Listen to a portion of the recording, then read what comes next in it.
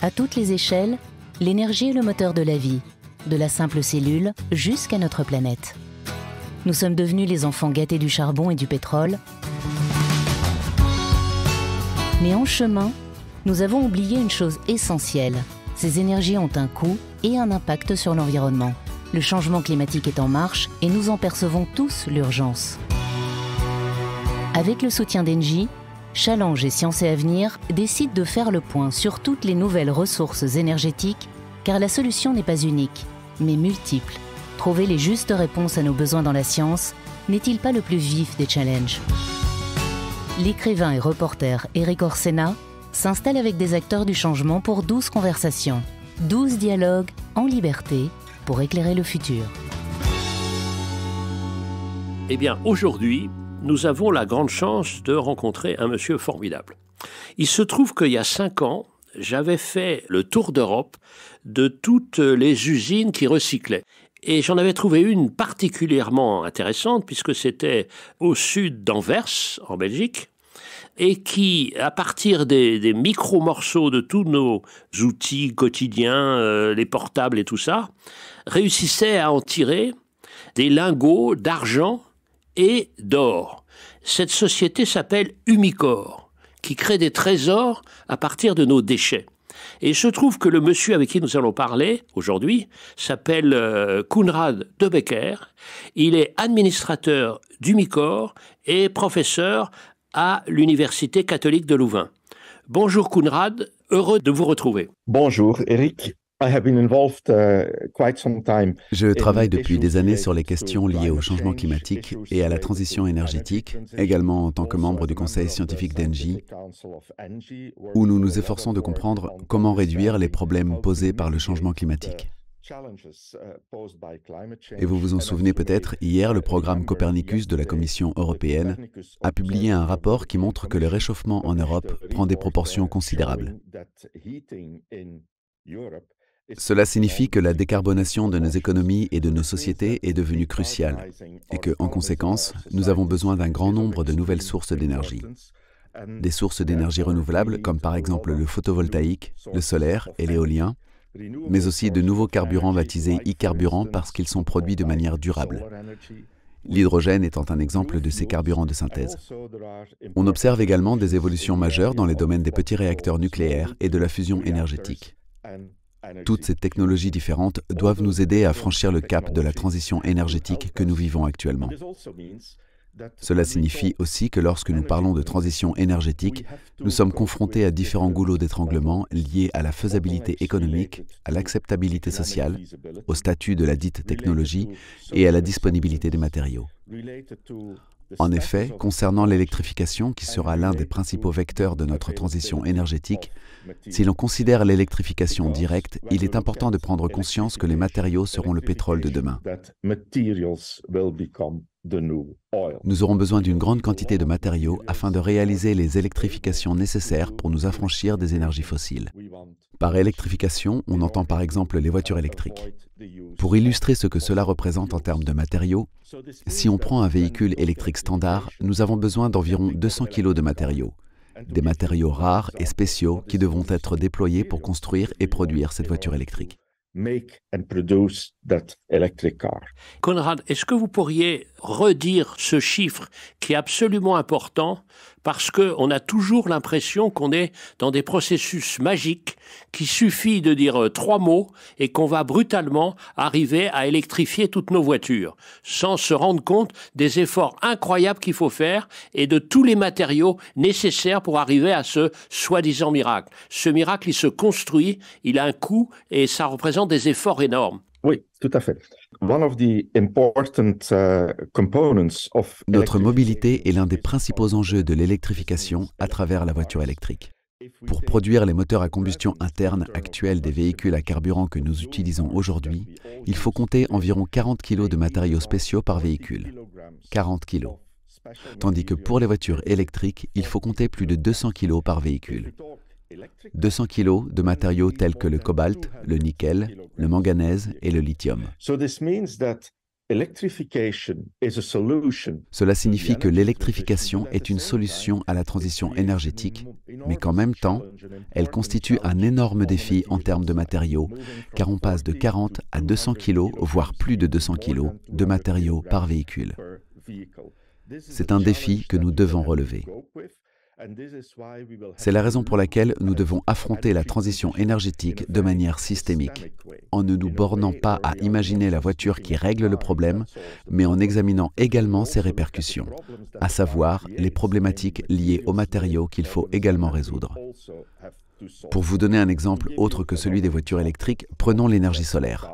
Si nous voulons passer des énergies fossiles à l'électrification et aux énergies renouvelables, nous devrons installer 1 TWh d'énergie solaire par an dans le monde entier et donc évidemment en Europe d'ici à 2030. Pour illustrer l'ampleur de ce défi, cela signifie réunir 56 millions de tonnes d'acier, 47 millions de tonnes de béton, 42 millions de tonnes de verre, soit 14% de la production mondiale actuelle de verre. Cela veut dire qu'en ce qui concerne l'acier et le béton, nous aurons besoin de 2 matériaux, l'acier et le ciment, eux-mêmes extrêmement difficiles à décarboner. Et cela signifie encore une fois que nous sommes confrontés à un énorme défi d'innovation systémique. Nous avons besoin de l'énergie solaire, nous devons l'installer, mais pour ce faire, nous aurons besoin de beaucoup de matériaux et certains de ces matériaux poseront eux-mêmes des problèmes de décarbonation.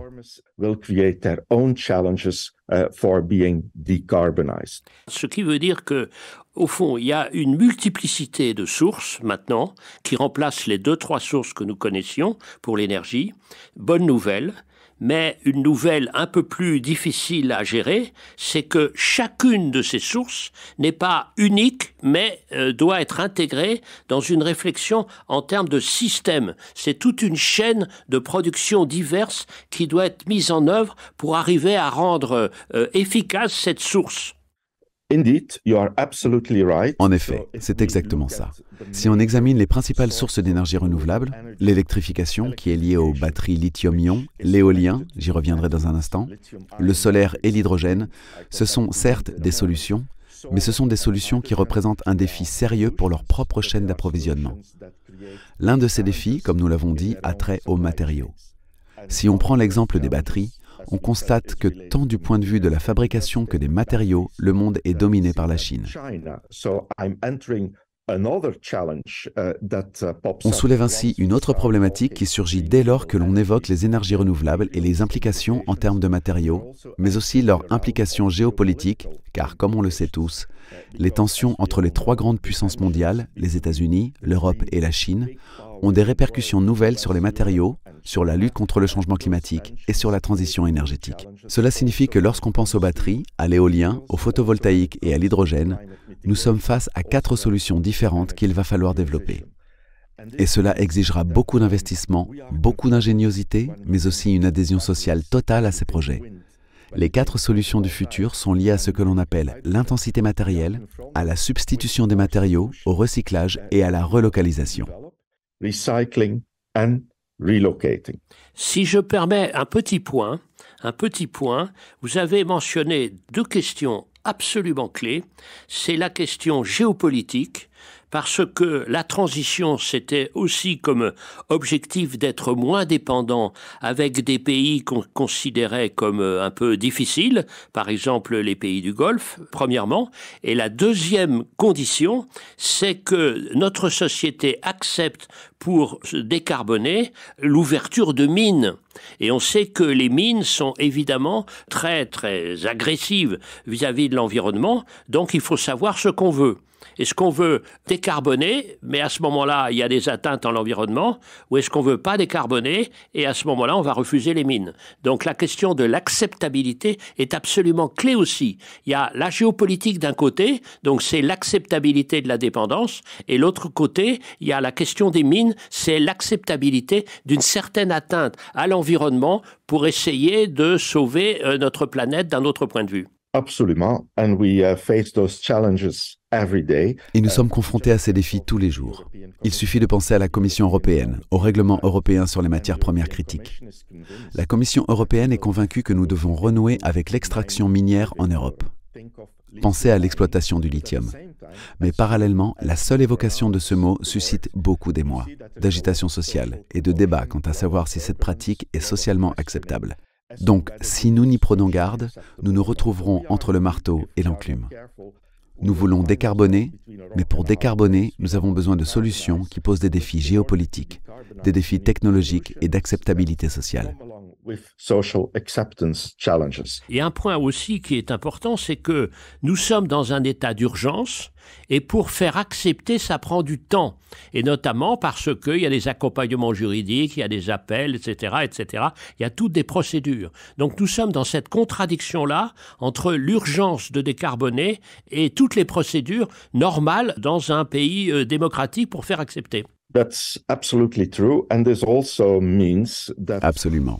Cela signifie également que l'Europe et les pays européens devront certainement évaluer jusqu'où ils sont prêts à pousser certains types de procédures administratives. Quel degré d'attractivité doivent-ils rechercher pour obtenir l'acceptation sociale nécessaire? L'équilibre n'est pas facile à trouver. Et nos sociétés démocratiques devront faire face à un défi de taille. Être démocratique, car c'est une valeur européenne que nous chérissons tous, mais en même temps, s'assurer que nous parvenons à des conclusions et que nous prenons des mesures dans un délai raisonnable, car 2050 approche à grands pas. Faire des investissements, cela prend du temps. D'ailleurs, il ne s'agit pas seulement des investissements. Si l'on examine les 4 solutions que j'ai évoquées, l'intensité matérielle, la substitution, le recyclage et la relocalisation, et plus précisément celle du recyclage, si nous voulons réduire notre dépendance aux plus de 200 kg de matériaux spéciaux nécessaires à la voiture électrique pour être moins dépendant de l'extraction minière et des tensions géopolitiques, il va falloir recycler ces matériaux. Mais recycler ces matériaux pose aussi un certain nombre de problèmes. Le premier est d'ordre technologique. Nous avons une idée assez précise des différentes technologies possibles, mais nous sommes encore en phase d'expérimentation. Nous ne disposons pas encore de la technologie capable d'offrir le meilleur rendement économique et technologique en matière de recyclage, mais cela ne saurait tarder. D'ici 1 an ou 2 ans, nous serons sans doute fixés. Mais nous sommes encore dans cette phase d'expérimentation technologique. Mais même après, lorsque nous aurons trouvé et déployé la technologie gagnante, le problème de la durabilité de la voiture se posera, car nous aurons besoin d'un approvisionnement suffisant en batteries usagées pour créer et boucler la boucle. Dans la chaîne de valeur, il faut pouvoir boucler la boucle. Et pour boucler la boucle entre les piles usagées et les nouvelles matières premières, il faut un approvisionnement suffisant, c'est-à-dire une quantité suffisante de batteries usagées. Nous ne sommes qu'au début de la vague des véhicules électriques. Il faudra donc attendre 5 à 7 ans avant d'avoir un premier stock de batteries usagées en quantité suffisante. Et même là, l'incertitude persiste. Car par exemple, nous ne savons pas encore quelle sera la durée de vie d'un véhicule électrique. Le premier utilisateur l'utilisera peut-être pendant 5 ou 6 ans, mais une voiture électrique d'occasion pourrait avoir une durabilité de 2, 3, 4 ou 5 ans. Il faudra donc attendre 5 à 10 ans pour que l'offre se mette à niveau et qu'elle puisse avoir un impact significatif sur la fermeture de la boucle et la circularité. Puis nous devrons accroître notre capacité de recyclage, ce qui représente un investissement considérable. Cet investissement considérable s'accompagne également d'un dérisquage de l'investissement qui est lié à l'approvisionnement dont je viens de parler, l'approvisionnement en batteries usagées. Enfin, il y a un 4e défi, qui consistera à développer la production de la technologie choisie, le site d'approvisionnement et les quantités en stock. La dernière variable en jeu, c'est l'organisation. Comment va-t-on organiser la logistique du processus de recyclage? L'enjeu sera de déterminer à qui appartient la batterie usagée. Appartient-elle au constructeur automobile, à une société indépendante? Sera-t-elle collectée par une société indépendante ou par le constructeur automobile?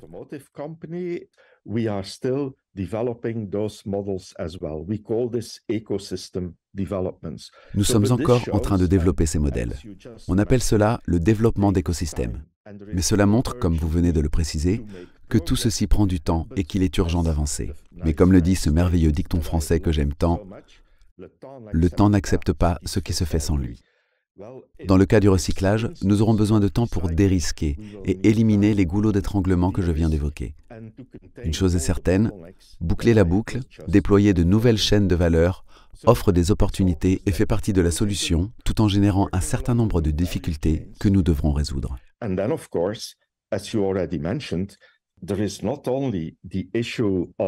Et naturellement, comme vous l'avez précisé, il n'y a pas que la question du climat. Il n'y a pas que la question de la transition énergétique, il y a aussi la question de l'impact environnemental. La Commission européenne vient d'adopter une nouvelle législation sur la biodiversité, par exemple. Mais il faut comprendre que certaines technologies, dont celles liées au recyclage, posent également de nouveaux défis environnementaux. Par exemple, utiliser l'eau, les réactifs et tous ces produits a un impact environnemental spécifique. Donc cela signifie que oui, nous savons où nous allons, nous savons pourquoi nous allons dans cette direction et nous savons aussi quelles sont les solutions. Mais ces solutions ne sont pas encore tout à fait en place. Et même si nous les maîtrisons d'un point de vue technique, il reste encore beaucoup à faire d'un point de vue technologique et organisationnel.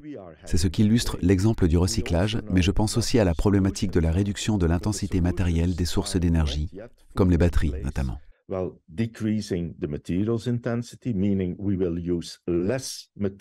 Réduire l'intensité matérielle signifie utiliser moins de matériaux, moins de kilogrammes de matériaux par véhicule.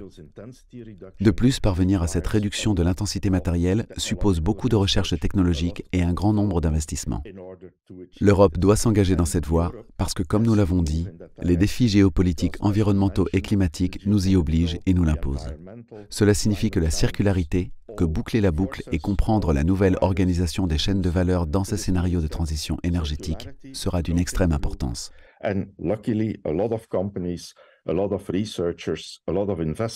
heureusement, beaucoup d'entreprises, de chercheurs et d'investisseurs travaillent dans ce sens. Mais ce n'est pas encore réglé. C'est un chantier qui exigera encore beaucoup d'ingéniosité et d'efforts. Merci. Écoutez, Koen, vraiment, j'ai eu des professeurs nombreux et d'une immense qualité, mais un professeur comme vous, je crois, n'en avoir jamais eu. Donc merci. Ce que je retiens, c'est qu'au fond, vous parlez de la chaîne et donc de la logistique. Vous parlez du loop, c'est-à-dire du cercle. Vous parlez des systèmes et non pas d'une solution unique. Et en racontant ça, vous dressez le portrait de la vie même. Parce que la vie même, c'est de l'interrelation, du cercle, et c'est aussi évidemment des systèmes. C'est ce qu'on appelle, et on l'a bien vu au moment des épidémies, One Health, une santé. Eh bien, une santé, c'est aussi une terre, ce que vous dites. Mais ce que vous abordez aussi, vous montrez bien que c'est notre société elle-même qui est challengée, comme vous dites, c'est-à-dire qu'elle qui doit avoir des conceptions différentes de l'espace et du temps, avec la possibilité, qui n'est pas gagnée, pour nos démocraties, d'intégrer l'urgence dans le long terme et de faire décider en accélérant, première chose. Et puis ce que je retiens, c'est quelle est la bonne échelle. Alors la bonne échelle de temps, mais la bonne échelle d'espace. Et ceux qui pensent qu'un seul pays pourra réussir cette transition sans avoir des liens avec les autres, eh bien ceux-là, ils sont évidemment dans l'erreur la plus folle et dans l'illusion la plus totale, mais c'est aussi ce que vous dites, un plaidoyer pour l'Europe. C'est-à-dire que si nous ne voulons pas dépendre, il faut un espace suffisamment large pour avoir ce dont nous avons besoin, et cet espace, c'est évidemment l'Europe. Koen, immense merci. Un grand merci aussi. Merci beaucoup.